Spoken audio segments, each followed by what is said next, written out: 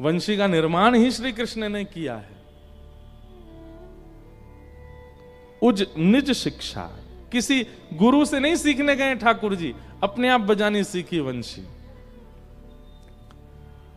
इतना सुंदर वर्णन है यहां पर कि जब ठाकुर जी वंशी बजाते हैं तो आकाश में 33 कोटि देवता खड़े हो जाते हैं, सब स्तब्ध हो जाते हैं। इंद्र अपना कार्य भूल जाते हैं, पवन बहना भूल जाती है, जल यमुना जी का जल स्तब्ध जैसा हो जाता है, जितने वृक्ष हैं उन सब के पत्ते हिलने बंद हो जाते हैं, सब पशु पक्षियों की चहकाहट, सब कान खड़े करके केवल ठाकुर जी के भाव सुनते हैं। भागवत जी में एक वेणु गीत है, वो और ज्यादा सुंदर है।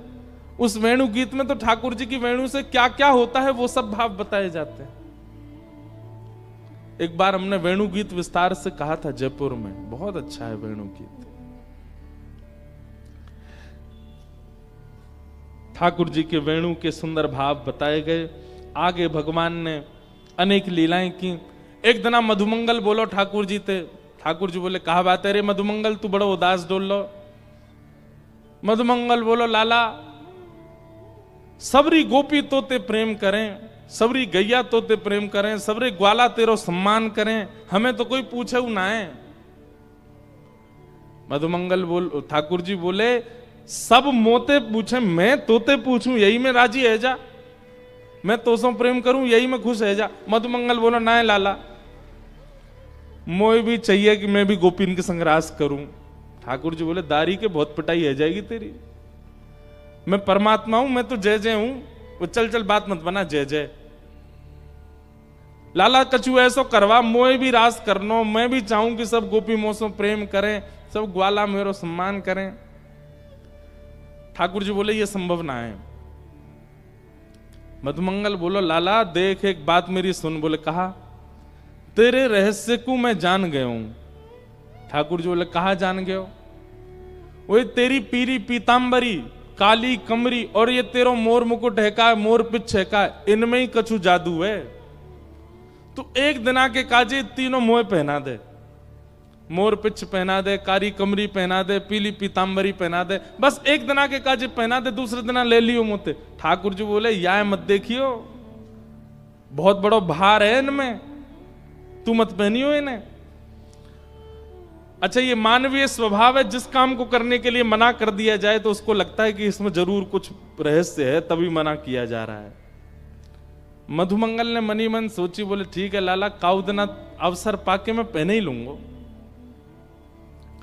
आज ठाकुर जी यमुना स्नान कर रहे थे और यमुना स्नान के लिए जैसी पीतांबरी उतार के, काली कमली उतार के, मोर पिछ उतार करके बाहर धरो, ठाकुर जी ने जैसी यमुना जी में प्रवेश कियो, मधुमंगल इतने में ही गयो, ठाकुर जी की पीतांबरी पहन ली, काली कमली बांध ली और महाराज अपने केश ऐसे जूड़ा बना के ठाकुर जी की तरह मोर पिछ लगा लियो और लगा के वहां से भाज गयो।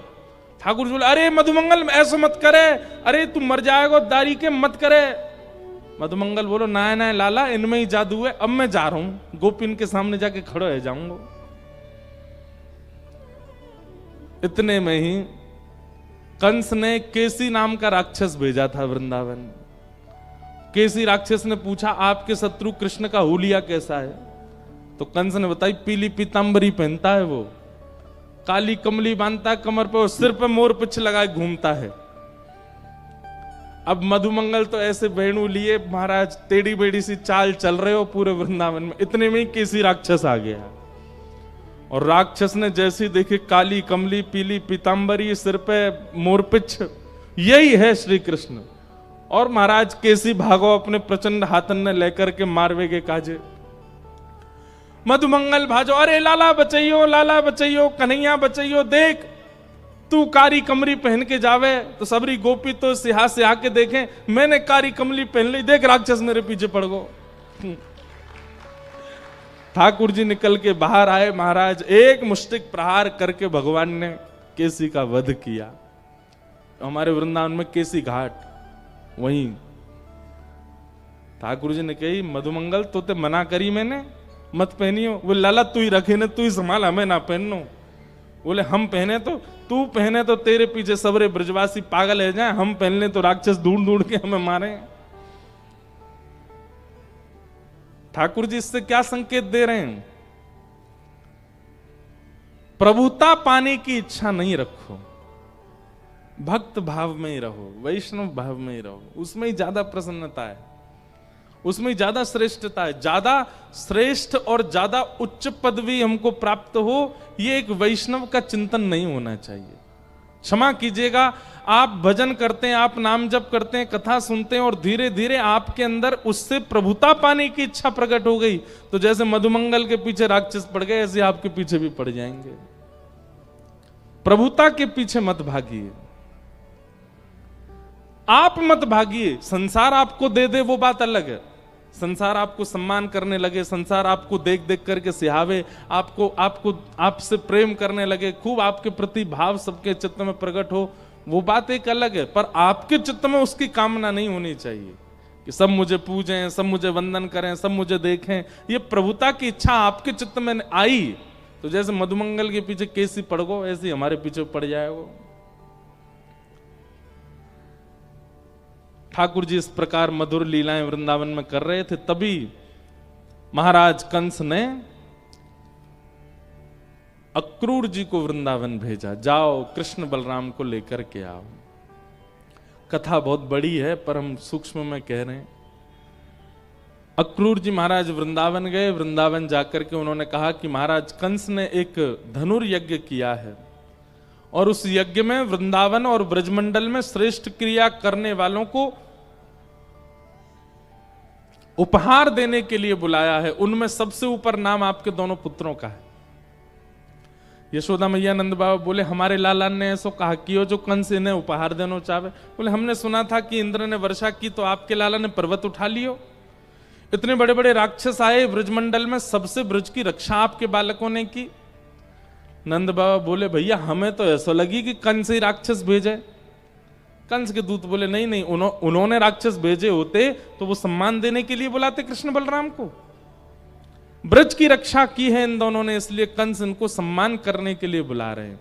ब्रजवासी इतने भोले बेचारे, उनको लगा कि अरे भैया कंस तो भलो आदमी है, कंस ने राक्षस ना भेजे, वो तो बताओ हमारे बालकन को सम्मान करवे के काजे बुला रहा है। लेकिन यशोदा मैया का हृदय बैठ गया,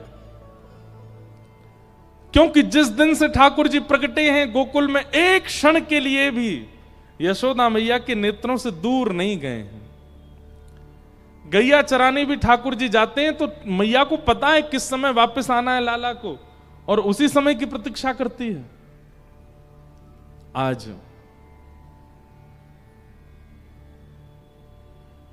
यशोदा मैया का हृदय बहुत भारी हो गया। लेकिन ठाकुर जी बोले मैया तू ऐसी काई को रह रही है, दुनिया के बालक घूमबे जामे, तेरे बालक ना जा सके घूमबे, अब तू चल उदास मत हो, हमें जान दे, और मैं परसों आ जाऊंगा ना, 2 दिन की तो बात है। यशोदा मैया सब गोपियां कह रही हैं, बोले लाला तू हमारे सामने होवे, वास समय अगर हमारी पलक झपक जाए तो हमें 3 युग के समान विरह हेनो लग जाए, तू 2 दिन के काजे चलो जाएगा, कहीं हमारे प्राण चले गए तो। सोचो ब्रजवासी कितना प्रेम करते हैं ठाकुर जी से कि 2 दिन के लिए भी उनको अपने नेत्रों से दूर नहीं कर पा रहे। ऐसी प्रीति नाम के प्रति, कथा के प्रति, लीला के प्रति होनी चाहिए। ब्रजवासियों को भी विरह ठाकुर जी इसीलिए दे रहे हैं ताकि पूरे विश्व में प्रेम की जब चर्चा हो तो ब्रजवासियों का नाम आवे, और वो विरह देकर के ही संभव हो पाएगा। हमारे ब्रजवासी तो ये कथा सुनते ही नहीं है, ठाकुर जी के ब्रज से मथुरा गमन की लीला।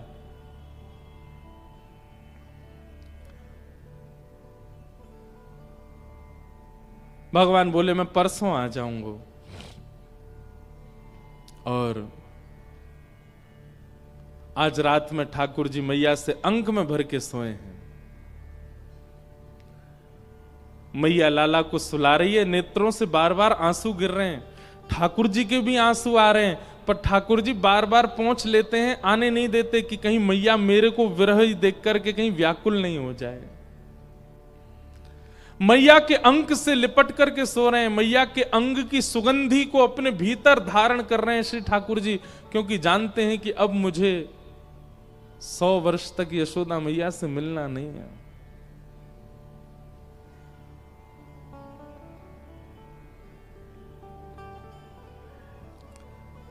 बार बार ठाकुर जी करवट ले रहे। मैया कह रही लाला तू सो काई कुनारो का बे। ठाकुर जी बोले कछु ना मैया, सब ठीक है।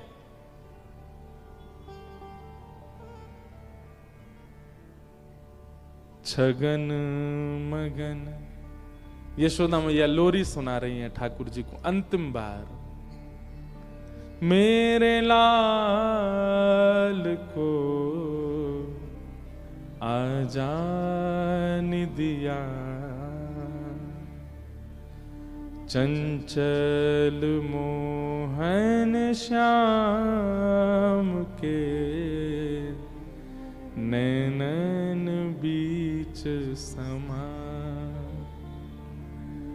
आजारी निदिया लाल को, आजारी निदिया लाल को, मैया रही तो कुसुला। छगन मगन मेरे लाल को आजान दिया। ठाकुर जी सोए नहीं पर सोने का नाटक करने लगे। यशोदा मैया पूरी रात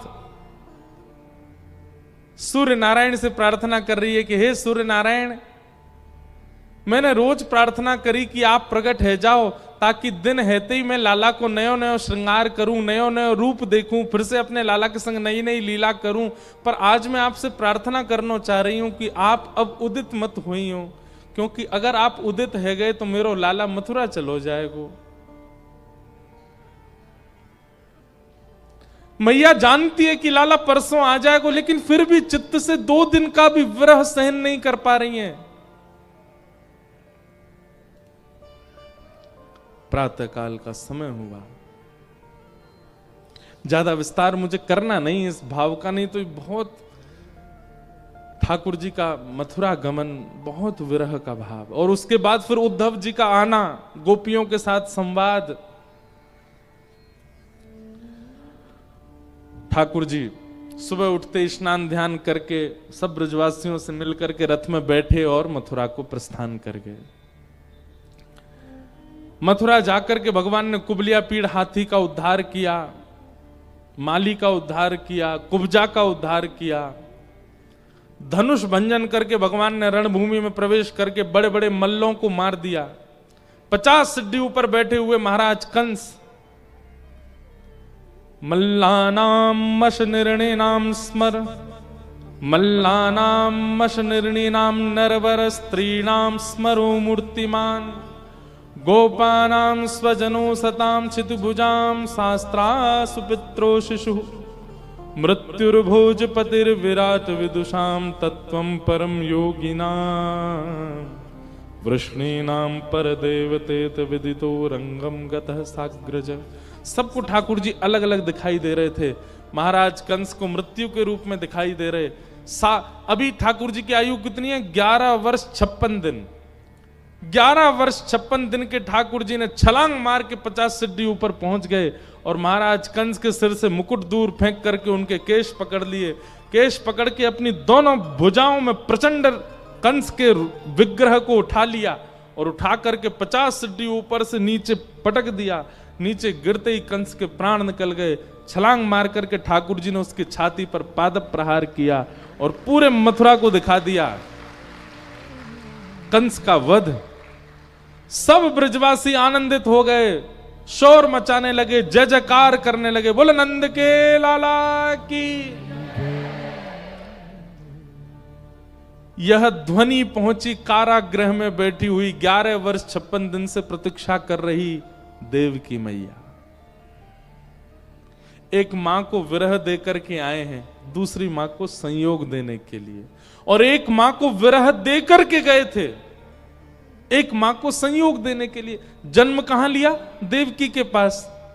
और जन्म लेते ही कहां चले गए? बंधुओं, माताएं यहां ज्यादा बैठी हैं। बालक का जन्म होने के बाद उस मां को कुछ नहीं चाहिए, केवल उसका बालक हृदय में दे दीजिए, उसके बालक को हृदय से लगा दीजिए। ये कोई मां ही समझ सकती है इस भाव को। लेकिन उस स्थिति में, जिस स्थिति में बालक हृदय पर लग जाए तो मां के सारे रोग दूर हो जाते हैं, सारी चिंता। उस स्थिति में श्री ठाकुर जी वृंदावन चले गए।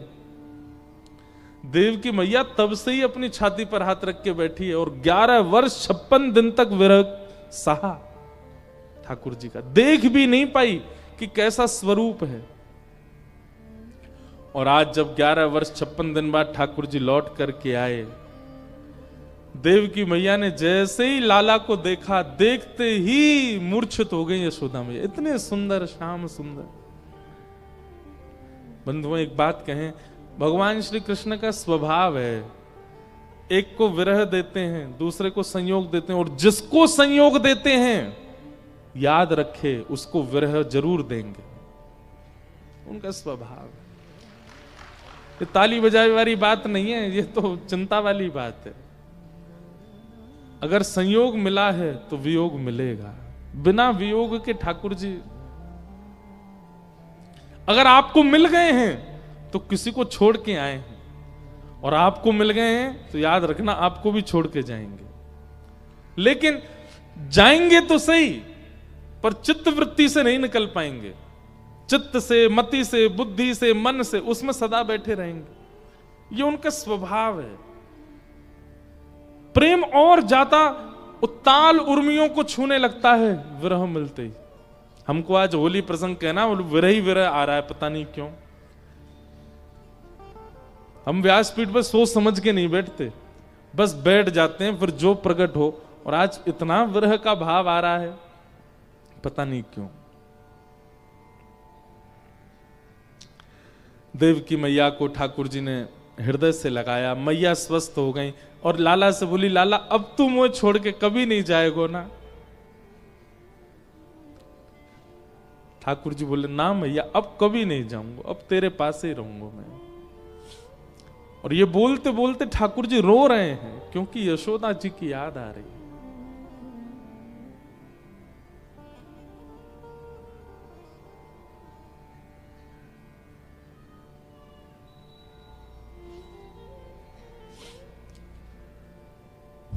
उग्रसेन को ठाकुर जी ने मथुरा का राजा बनाया और स्वयं भगवान तुरंत निकल गए गुरुकुल पढ़ने के लिए। अवंतिका, उज्जैन, वहां ठाकुर जी सांदीपनी उपाध्याय से शिक्षा ग्रहण करते हैं। वहीं ठाकुर जी को एक मित्र मिलता है जिसका नाम है सुदामा। ठाकुर जी उसके साथ बहुत प्रसन्न रहते हैं, क्योंकि वो ब्रज की बातें बताता है। भगवान ने अपना मुंडन करवाया, चोटी रखवाई चौड़ी, गौ खुर के समान चोटी ठाकुर जी ने धारण की और शिक्षा ग्रहण की। सांदीपनी गुरुकुल में भगवान ने विधिवत शिक्षा ग्रहण करने के बाद फिर वापस मथुरा आए। दिव्य भव्य स्वागत हुआ मथुरा में ठाकुर जी का। युवराज हैं ठाकुर जी। घोषणा होने लगी, राजाधिराज वसुदेव नंदन देवकी नंदन ब्रज उर चंदन ब्रह्म गौ ब्राह्मण संत प्रतिपालक श्री कृष्ण चंद्र भगवान पधार रहे हैं। और ठाकुर जी को यह सुनने में बिल्कुल अच्छा नहीं लग रहा है। ठाकुर जी कहते हैं, इतना बड़ा नाम हो गया मेरा, वृंदावन में मेरे छोटे छोटे नाम है, कनुआ, गोविंद, गोपाल, कृष्ण, कन्हैया। अब मेरा नाम क्या हो गया? राजाधिराज मथुराधिपति वसुदेव नंदन देवकी नंदन ब्रज उर चंदन गौ ब्राह्मण संत प्रतिपालक श्री कृष्ण चंद्र भगवान। मथुरा आते ही ठाकुर जी को वृंदावन की याद आने लगी। तुरंत ठाकुर जी अपने कक्ष में गए और जिस तरफ वृंदावन है उसी तरफ बैठे खड़े खड़े ठाकुर जी यशोदा मैया, नंद रानी सबको याद करने लगे। देव की मैया ने विचार किया, इतने दिनान बाद लाला आयो मेरो, आज अपने हाथ से भोजन कराऊंगी लाला को। थाली सजा करके लेकर के गई कन्हैया के कक्ष में और बोली, लाला मैंने आज तक तुमको अपने हाथ से भोजन नहीं, आज मेरे गोद में बैठ जा, मैं अपने हाथ से पवाऊंगी। ठाकुर जी, हाँ मैया मैं बैठ जाऊं। ठाकुर जी गोद में बैठ गए। जैसी देव की मैया ने थाल खोला, थाल में ठाकुर जी ने देखा मक्खन मिश्री को। जैसे ही ठाकुर जी ने देखा, ठाकुर जी तुरंत मैया की गोद से नीचे उतर गए, रोने लगे, जमीन में लेट गए और यशोदा मैया को याद कर करके ठाकुर जी हुरकियों से रोने लगे और बार बार कह रहे हैं, जब मोए बरसन तक जानो नहीं हो वापस, तो मैं परसों को वचन क्यों दे के आयो? मो बरसों तक वापस नहीं जानो, मैं अपनी मैया को छोड़ के क्यों आयो? देव की मैया ने जैसे ये बात सुनी व्याकुल हो गई, बोले मेरा संयोग कृष्ण को प्रसन्नता नहीं दे रहा है, अभी भी यशोदा की याद आती है। पर मां कैसे समझे, कैसे जाने, जो समय व्यतीत किया है यशोदा जी के साथ वो अविस्मरणीय है ठाकुर जी के लिए। वसुदेव जी ने उद्धव जी को भेजा, जाओ कन्हैया को समझाओ। उद्धव जी महाराज ठाकुर जी के पास गए, बोले कि आप परमात्मा हो, आप भगवान हो, कैसे रो रहे हो आप? एक संसारी, एक मोही, एक संसार में संलिप्त व्यक्ति की तरह रुदन कर रहे हो आप।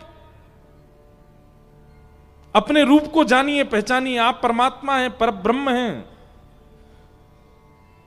भले ही संसार आपको अपना मित्र, सखा, भाई, बंधु, राजा आदि जो भी मानता, मैं तो जानता हूं आप परमात्मा हो।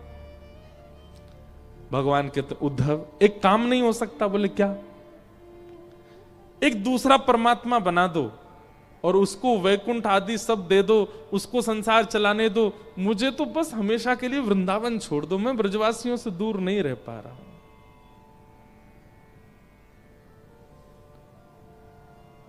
उद्धव मेरी मैया से जा कहियो, उद्धव तुम वृंदावन चले जाओ, क्योंकि अगर मैं चला गया तो वापस नहीं आ पाऊंगा, इसलिए तुम मेरे तरफ से चले जाओ वृंदावन। और मेरी मैया से जाके कहना, वो सोच रही होंगी कि मैं राजा बन गया हूं, अब मैं बहुत प्रसन्न हूं, पर मेरी मैया को जाके बता दो, उद्धव मेरी मैया से जा कहियो, तेरो लाला दुख पावे, मेरी मैया से जा कहियो, मेरी मैया को सुनइयो। उद्धव बता दे मैया को, मैं बहुत दुखी हूं, बहुत याद करता हूं मां को। मथुरा में सब सुख है, लेकिन वो सुख नहीं जो वृंदावन में है। कैसा सुख?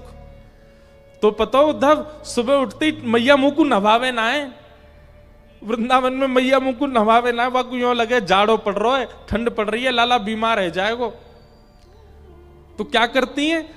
रोज मैया गरम गरम जल से अपनो अचला भिगोई के मेरो मुंह पहुंच दे, मेरी आंखन ने पहुंच दे, मेरो हाथ पहुंच दे, और तुरंत तिलक लगा करके इत्र लगा के मुंह तैयार कर दे। नंद बाबू पूछे, लाला बड़ी जल्दी नहा लियो? यशोदा मैया बोली, हम बे मेरो लाला तो ऐसे ही नहा ले जल्दी, सबन से छुपा दे मैया, मुंह नभावे ना है।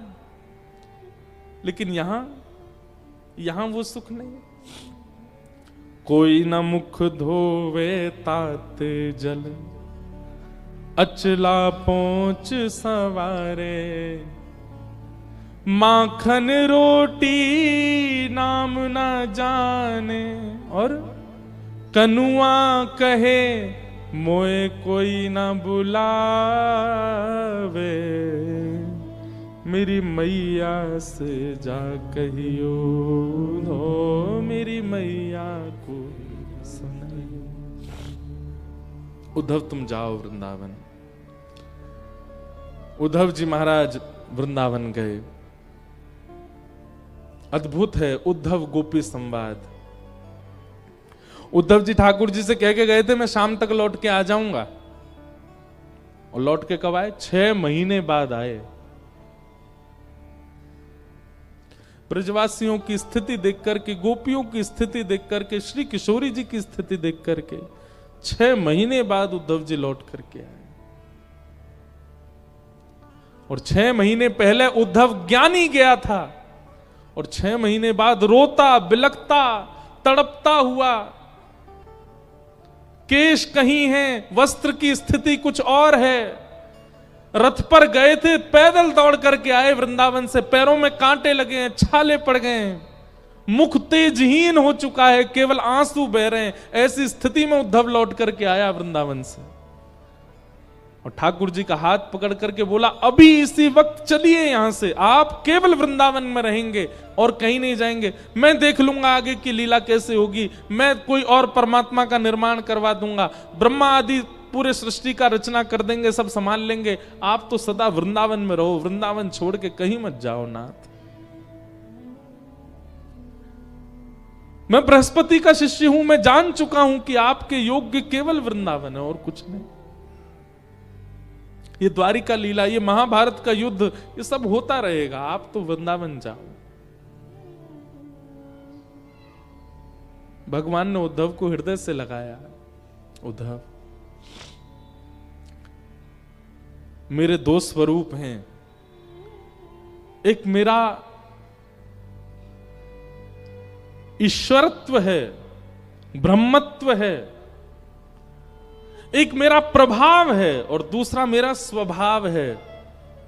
स्वभाव जो है ना मेरा, वो स्वरूप तो वृंदावन में ही रहेगा, वो यहां से कभी नहीं जाएगा। पर जो मेरा प्रभाव है, जो मेरा ईश्वरत्व है, उसको आगे जाना पड़ेगा। इसलिए बंधु, वृंदावन में श्री कृष्ण मनोकामना पूर्ण करने वाले कृष्ण नहीं है, क्षमा कीजिएगा। आप द्वारिकाधीश से जाकर के अपनी मनोकामनाएं मांग लीजिए, जगन्नाथ जी से जाकर मनोकामनाएं मांग लीजिए, और कहीं भी कृष्ण विराज रहे हैं आप मनोकामना मांग लीजिए, क्योंकि वहां ठाकुर जी अपने ईश्वरत्व में बैठे हैं, अपने प्रभाव में बैठे हैं। वृंदावन में श्री कृष्ण प्रभाव वाले नहीं है, वहां तो स्वभाव वाले, और उनका स्वभाव केवल प्रेम है। इसलिए वृंदावन में केवल प्रेम मांगिए ठाकुर जी से। गोपी प्रेम की भिक्षा दीजे, कैसे हूँ मोहे अपनों कर लीजे। तुर गुण गावत दिवस बितावत, दृग बरसा।